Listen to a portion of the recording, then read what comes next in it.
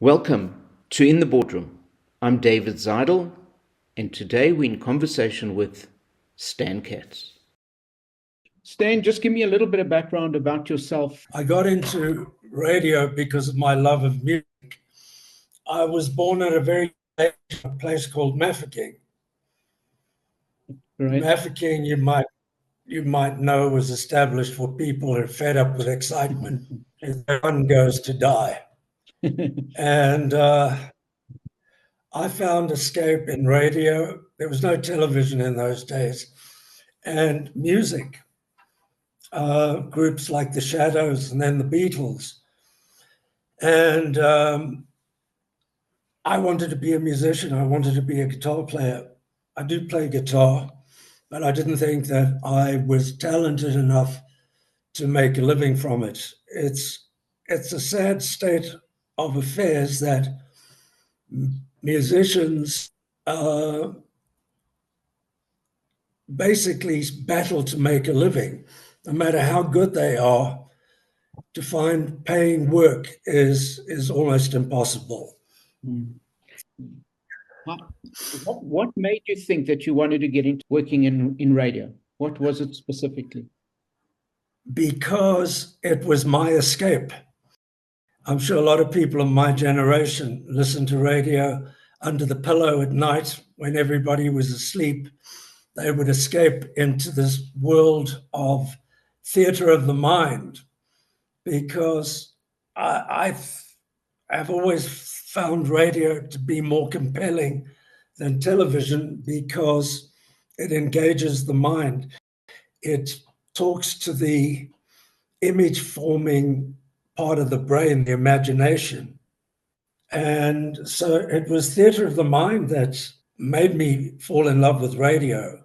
And then music, I would form little bands around the place, find other people who played an instrument. We would do gigs, that type of thing. But I told my parents I was going to be a musician. They said, you can do whatever you want, but get an education so that you've got something to fall back on. And so I went to university where I majored in drug abuse. I did a legal BCom, and then my brother talked me into joining him in an ill-fated venture that lasted a year before it folded. But he had got a franchise from a company in Waco, Texas called Success Motivation Institute.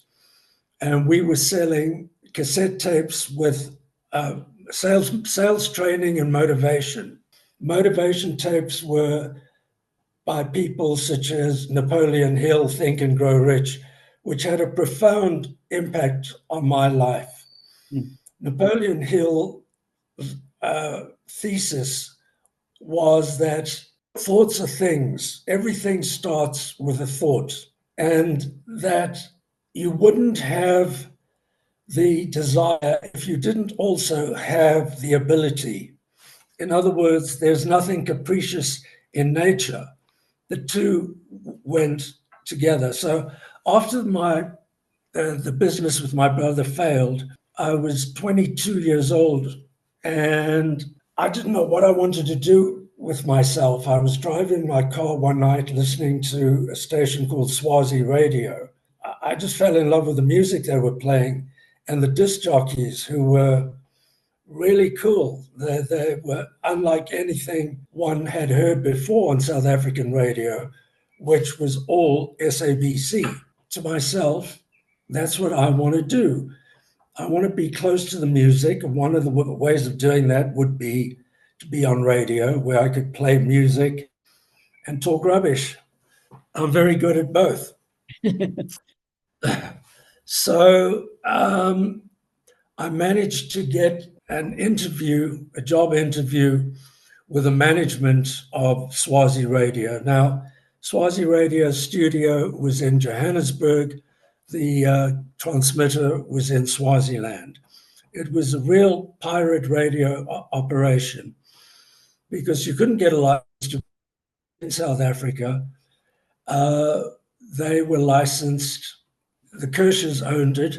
They were licensed to Swaziland. So we would record everything in Johannesburg, fly it down to Swaziland, where it was then broadcast back into South Africa. So I got the interview with management. There were 3 people in the room interviewing me. I announced that I wanted to be a disc jockey. Today they call them presenters. In those days, they were disc jockeys because you rode the discs. So I said, I want to be a disc jockey. They said, we're not looking for disc jockeys. What do you know about programming? And I said, if you tell me what programming is, I'll tell you what I know about it. In other words, I didn't have the first foggiest notion what programming was. So when I told them, if you tell me what programming is, I'll tell you what I know about it, the interview was over. They thanked me for coming to see them, and I saw my life flash before my eyes. I thought, if I don't do something radical, if I don't do something now, this opportunity may never arise again. So I announced that I had a BCom, and they hired me as an administrative assistant, which was a fancy title for office boy. And I came up with a formula which I still adhere to this day. I volunteered for everything. I took an answer. I never expected it to work, and I never expected thanks.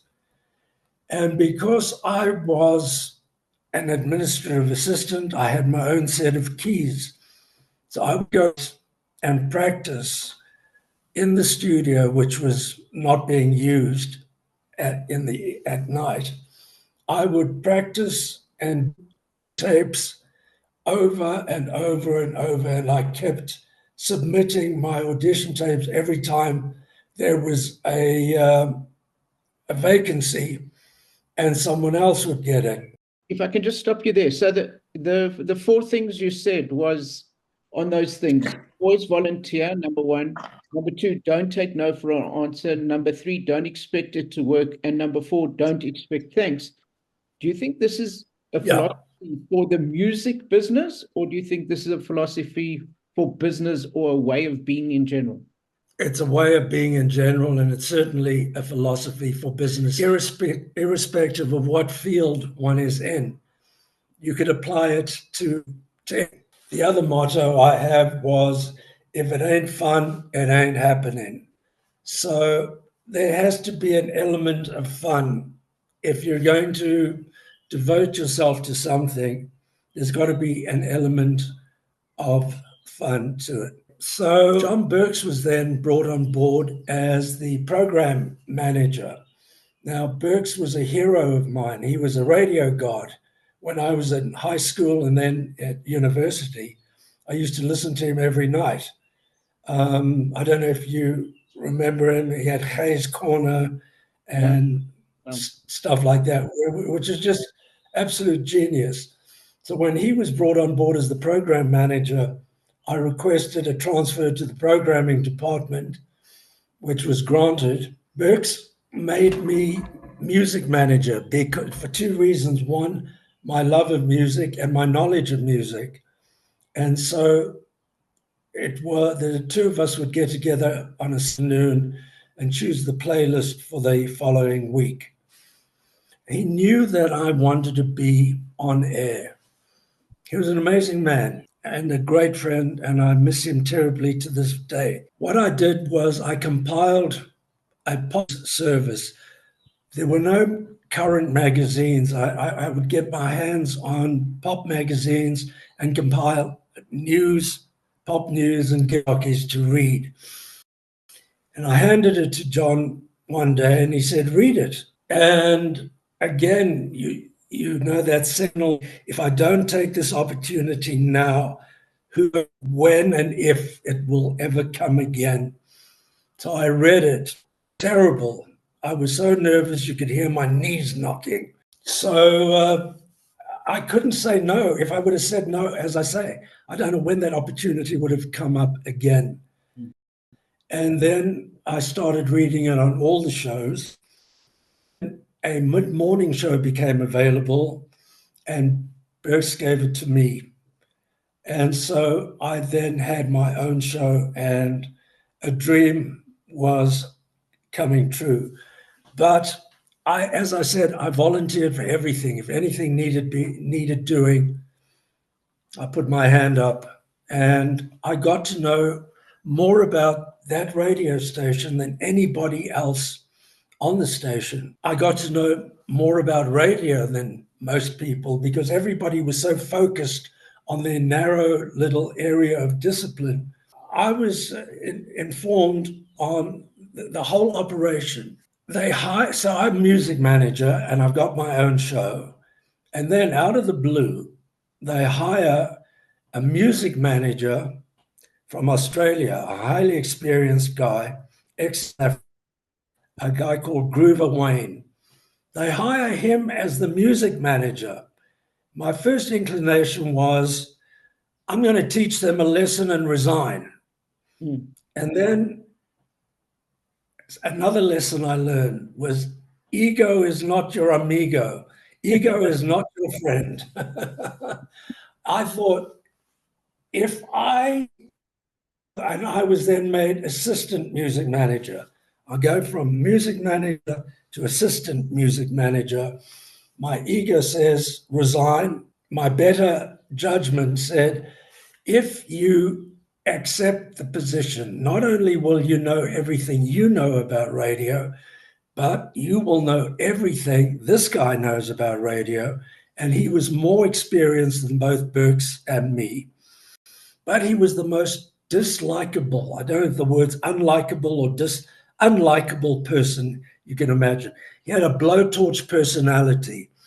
This was the kind of guy who would brighten up a whole room when he walked out. But I learned an enormous amount about radio from this guy. He would listen to all my shows after I'd recorded them, point out where I could have done better, where I was going wrong, etc. I swallowed my pride and I learned. Now, he and Burks didn't get on. So he gets fired, this guy, and I am back to being music manager and working with Burks. Burks then clashed with the station manager. Now, the station manager had been hired because he was a Springbok water polo player and a big name. Everybody knew who he was. What he didn't know about radio would fill a warehouse. I mean, this guy didn't know whether it was New York or New Year. And Burks resigns, and now I'm manager. Now, a short while before that, I didn't know what programming was. And here I am, through a series of default positions, I am the program manager. And I didn't get on with the station manager. My whole life revolved around that station and around radio. This guy was trading off his reputation as a Springbok water polo player. So I did what any bright young man would do, and I wrote a lengthy report why the incumbent was doing a lousy job and why I was probably best suited for the job of station manager.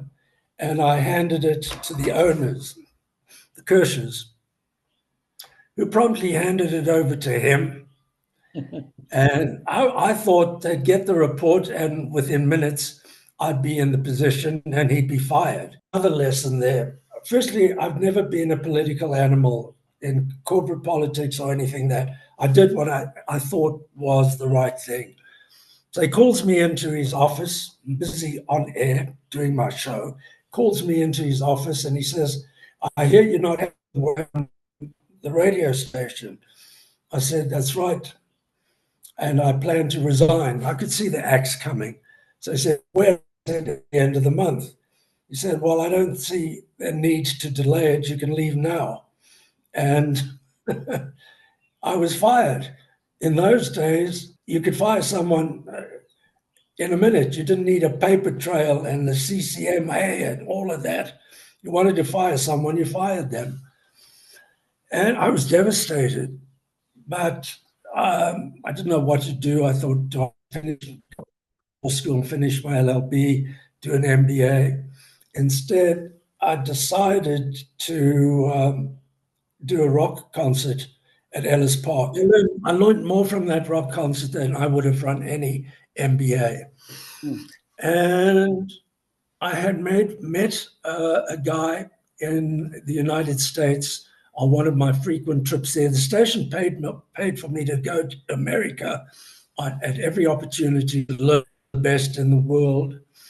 This guy was working for one of the legendary radio and TV personalities at the time, Wolfman Jack. And he phoned me and he said, listen, come work for the Wolfman. So the Wolfman show was being syndicated around the world and across America. Syndication means, I don't know if you know how that works, you have a radio show and you sell it to radio stations who then run it. So I said, how much?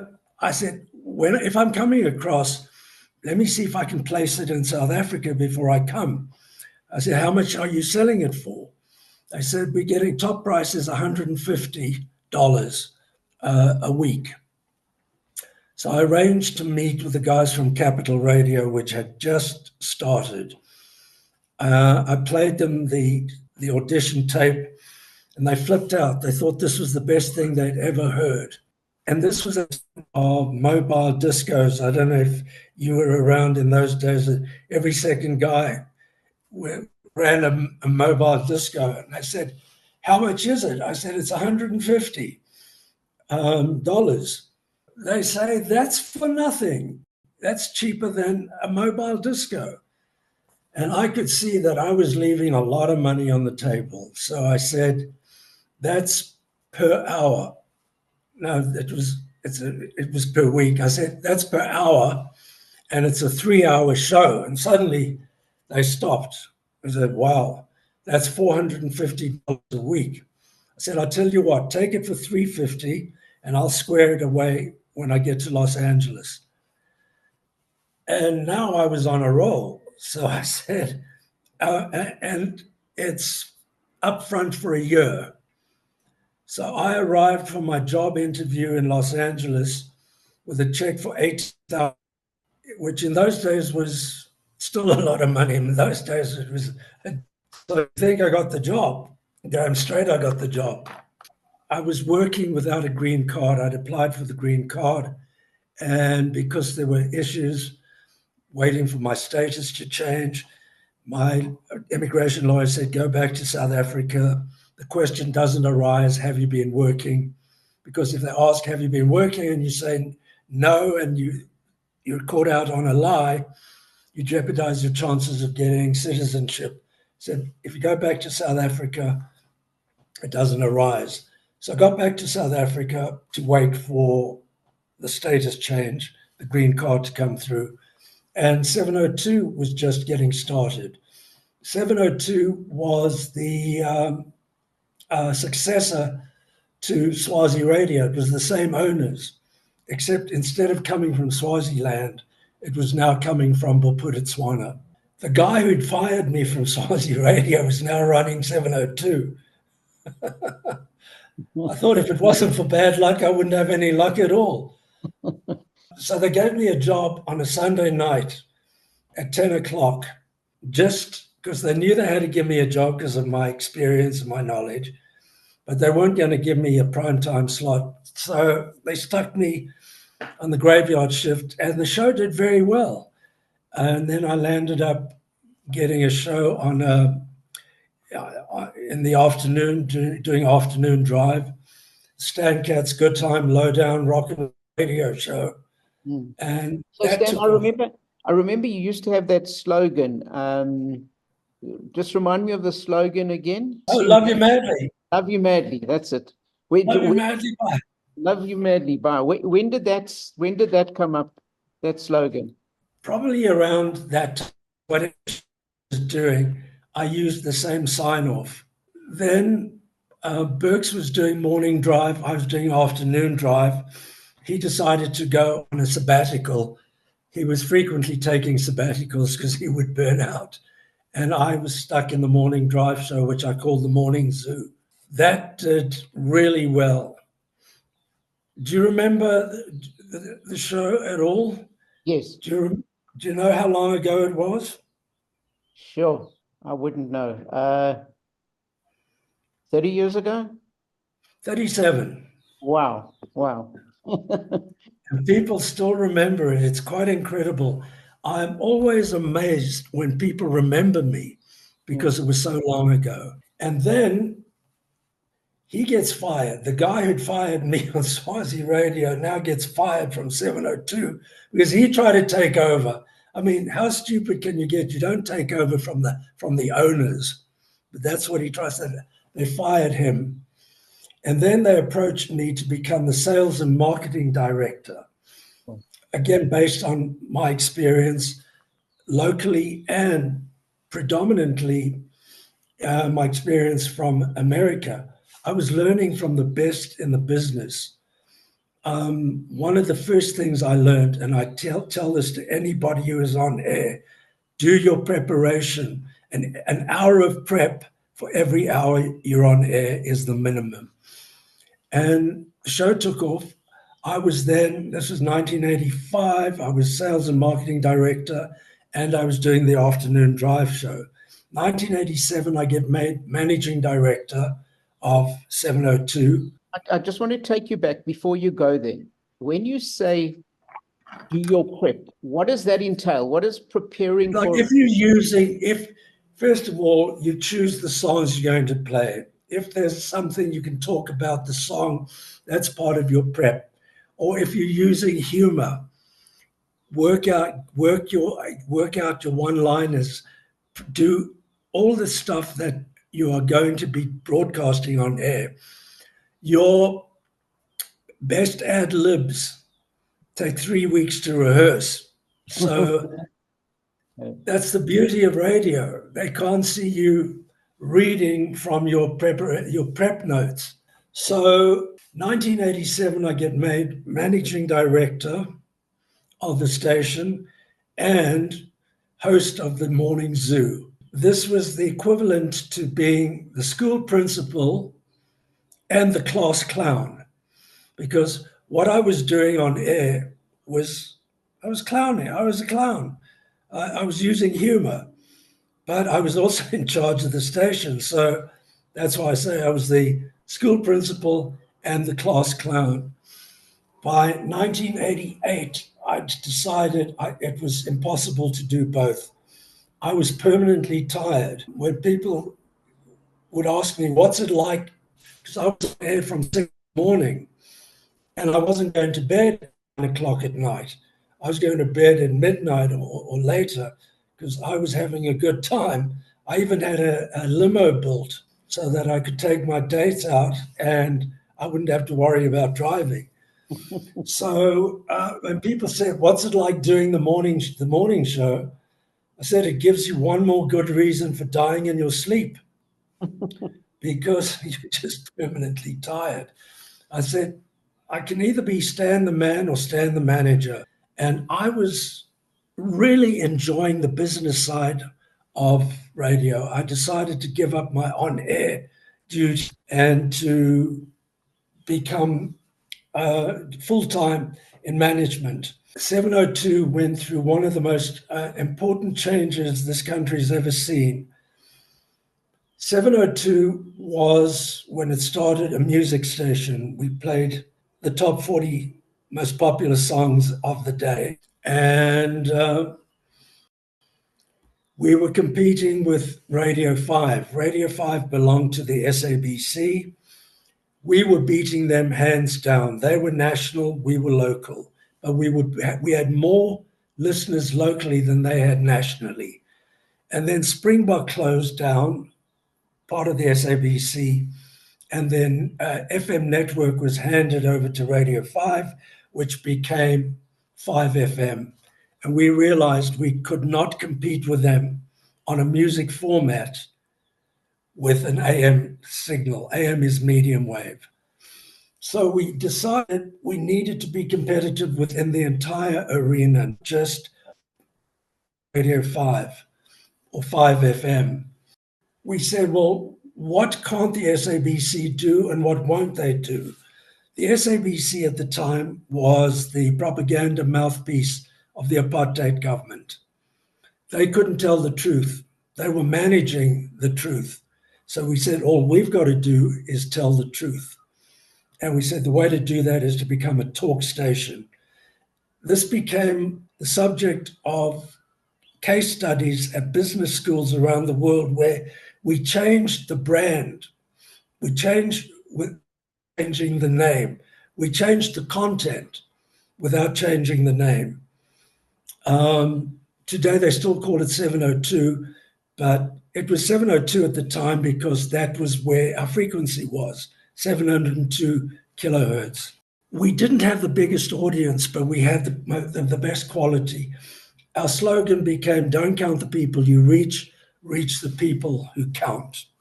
And this was your slogan to the advertisers, obviously. Yeah. Just take me through that transition. Where did you come up with the idea? Is this something you saw in America? It was happening in America. AM stations, which had been music, were now becoming sports stations, talk stations, sports talk. So we saw the writing on the wall and we saw what was being achieved in other jurisdictions. And we said, that's what we have to do. But it was a hell of a chance because people into 702 because it was a music station. Now, if you like music, you regard talk as an interruption. If you like talk, music is an interruption. But we decided we had to take that chance. For 6 months, I had sleepless nights. I thought, have we done the right thing? But I have another famous saying, which I got from Henry Kissinger. The absence of alternatives clears the mind marvelously. And so we said, well, what are our options? We didn't have many options.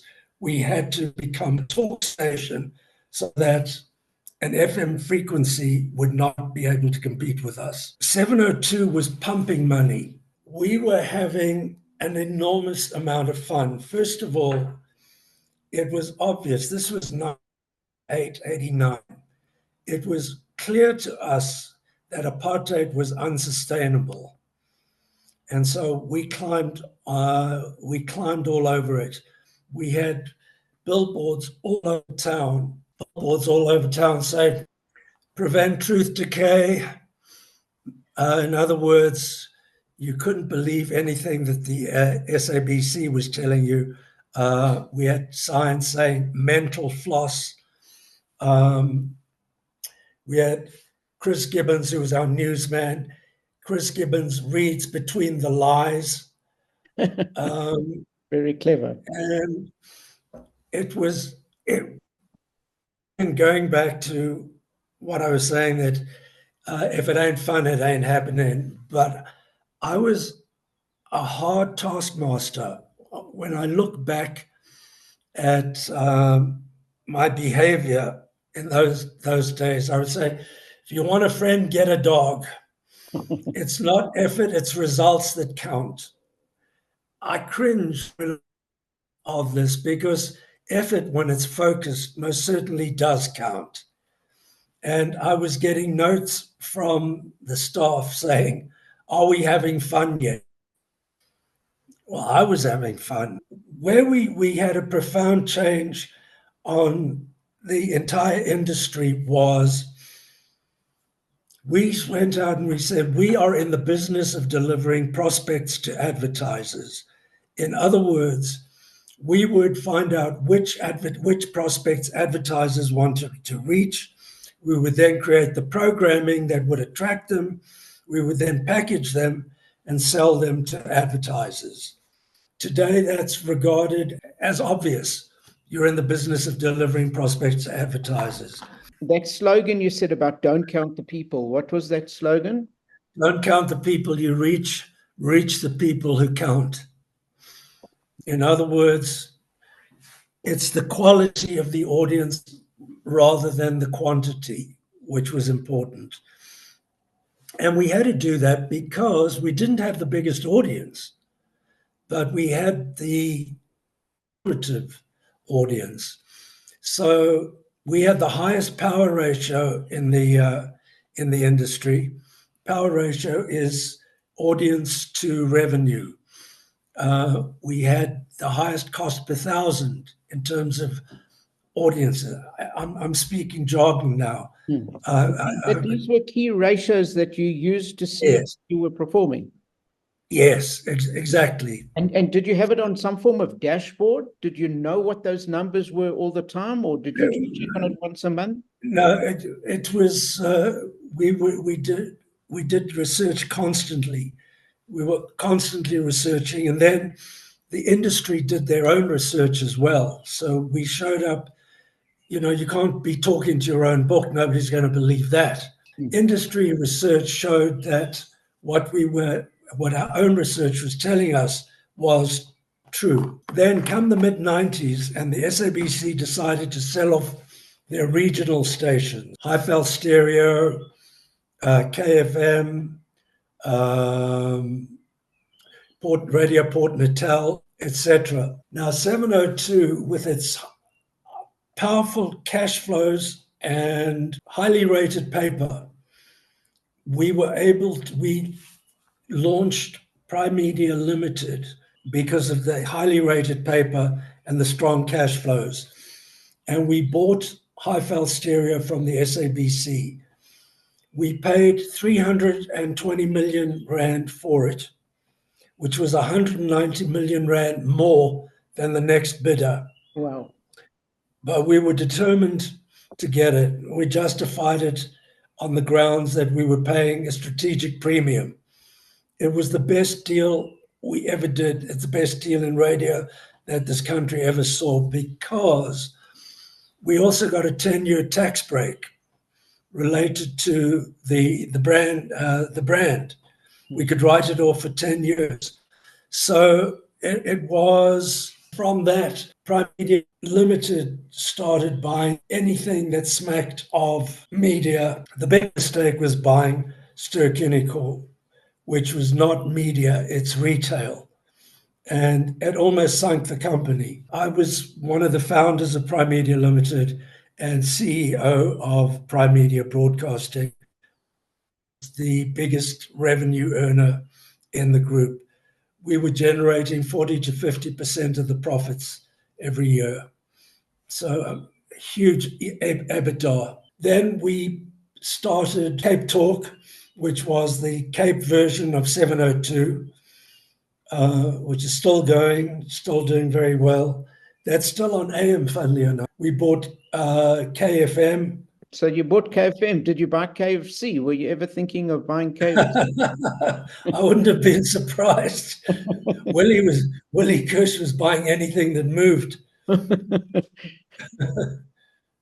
Stan, just a little bit around your book. Yes. When did you write that? At what stage did you write that? And then I know after the radio, you moved into your own business of selling the advertising. Just talk us through that a bit. Yes. Okay. So the book I wrote in 2012. Was that after you finished at 702? Yes. So I finished at Prime Media I resigned from broadcasting in 1997. I stayed on the board till 98, when I had an opportunity to lead a consortium that bought Kaya FM. So I resigned from the board, and Kaya FM was a disaster. It was technically insolvent. It was such a mess that we thought if we put in a bid, we would get it on the grounds that we were saving a radio station. And this was in the early days of the privatization of radio in the country. A bunch of people from Prime Media who were not having fun anymore, I convinced them to join me at Kaya FM. And within 3 months, we'd doubled the audience, trebled the revenues. And then we got notification from the regulator that they were not prepared to transfer the ownership to the new shareholders because we'd reduced the BEE component by a small fraction. And I was suicidal, and I'd sold these people the dream, and they're looking at me now and saying, now what? And I felt a moral obligation. So I said, well, we can still be in the industry. We don't have to own the assets. In other words, we don't have to own the radio stations. We can sell on behalf of radio stations that are licensed. And I set up a company called United Stations, and we began selling on behalf of licensed entities. That's still going to this day. It's been going for 20 years and also doing really well. I then sold it to AME, which was a listed African Media Entertainment Limited, owned by Caxton. I sold United Stations to them and ran AME for 4 years as part of my earnout. And then I left. I was then approached by big organizations like the BBC, Deutsche Welle, to consult to them to train their partner stations. So I traveled the length and breadth of the African continent. My first assignment was Liberia. When they asked me if I would go to Liberia, I thought, you got to be joking. I mean, these were basket cases. Trump, I think, said it even better. I won't use his terminology. After Liberia, I went there a couple of times. They sent me to Sierra Leone, and then Ghana, Kenya, Zambia, Zimbabwe, Namibia. And I did that and continue to this day. I've curtailed my travels. I enjoyed the work. I enjoyed the adulation, and people were so grateful for what they were learning, but the traveling and the accommodation was just getting a bit much. So now I'm segueing into keynote speaking, where I can talk about what I learned about leadership, not just about radio, but what I have learned about leadership from not knowing the first thing about being a leader. I was a clown and found myself in a leadership position. I had to learn what leadership was about. And the most powerful lesson I got out of that is that leadership is about managing the culture, and culture triumphs strategy every time. So leadership is managing the culture, and culture triumphs strategy every time. Mm-hmm. And I've built my talk around those concepts. Great, excellent. So yeah, you've got a young guy who came from Mahikeng, who traveled all over Africa, who you became a business leader, and you took you took a radio station and turned it around completely. If I could ask you your talk on leadership, I'm going to ask you, and man, you can tell me no if you want to, but in order to be a good leader, what are the 3 top things that you have to be aware of in order to be a leader? Know your strengths and weaknesses. In other words, so that you can benefit from the strengths of others where you may be weak. How to get the most out of your people, and knowing what people's are. And the first thing I learned is one thing we have in common is we're all different.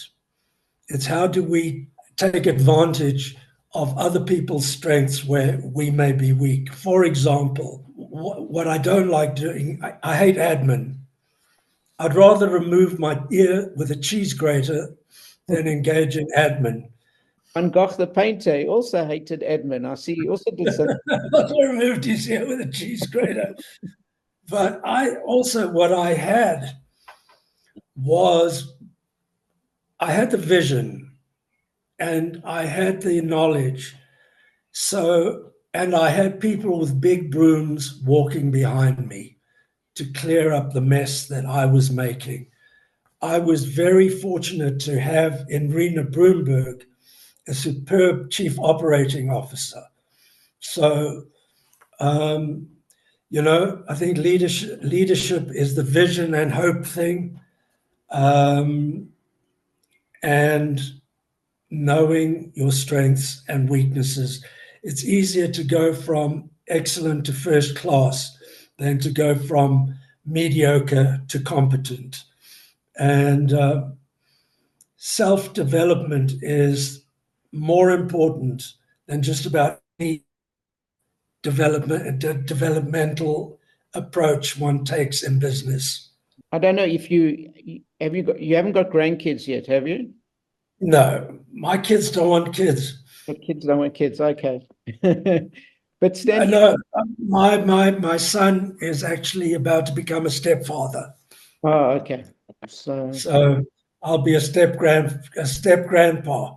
Yeah, I think I'll make quite a good grandfather. I I think don't so. know if I would have all those years ago, but I think I have matured enough to be able to set an example for grandchildren.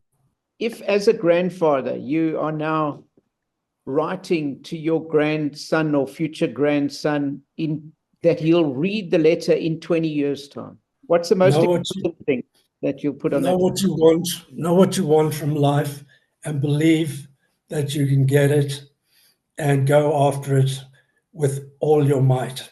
Thank you, David. Thank you for listening to me. I'm sure it must have felt like taking a sip from a fire hydrant. Well, to be honest, in one sense it is, because you've got so much to give. It's quite amazing. It's and what we saw of Stan the Man on the radio, and I mean, what was that thing that you used to say?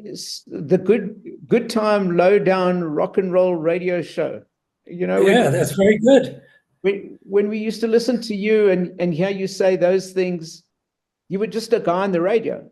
It's amazing to see the depth behind that, as you say, that's what you see. But underneath we're just seeing the tip of the iceberg. I'll tell you what radio is. Radio is part art, part science, and a whole lot of magic. Mm. And if you've got those three things, the science, the art, and the magic, I have another, I call it the easy formula. E is for energy. Nothing great was ever achieved without the expenditure of energy. And I think it's up to everyone to make sure that they take care of their health. That's important. Energy. A is for audacity. In Yiddish, chutzpah. Having the chutzpah without necessarily stepping on people's toes. To be bold, audacious. Energy. S is for showmanship, adding a bit of sparkle to whatever it is that you do. And Y is for the you factor, making the other person feel genuinely important because they are. And that's my easy formula. I like to reduce things to lists. Do you know where the word gig comes from, by the way? Everybody uses it, but very few people know where it comes from. I'm trying to think. I'm trying to guess rather than think. I don't know where it comes from. Because it comes from the entertainment industry. Yeah. It's God is good. Wow. Serious? Gig. Yeah, I got a gig. Wow. God is good.